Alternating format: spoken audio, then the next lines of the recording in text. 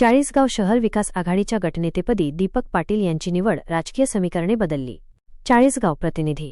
चाळीसगाव नगरपालिकेत राजकीय घडामोडींना प्रचंड वेग आला असून भाजपच्या निवडीला प्रत्युत्तर म्हणून आता शहर विकास आघाडीने देखील आपल्या गटनेत्याची अधिकृत घोषणा केली आहे.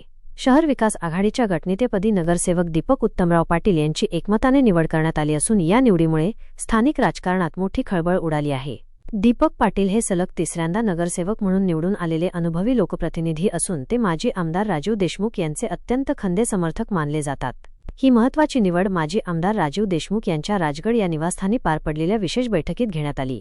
या निवडीच्या प्रक्रियेत शहर विकास आघाडीचे निवडून आलेले नगरसेवक राहुल म्हस्के, नगरसेवक दीपक पाटील, नगरसेवक इम्रान शेख, नगरसेविका वैशाली मोरे, नगरसेविका स्वाती राखुंडे, नगरसेविका विजया पवार, नगरसेविका पूनम आहिरे, नगरसेविका सायली जाधव, नगरसेविका राजश्री राजपूत आणि नगरसेविका सविता ठाकूर हे सहभागी झाले होते.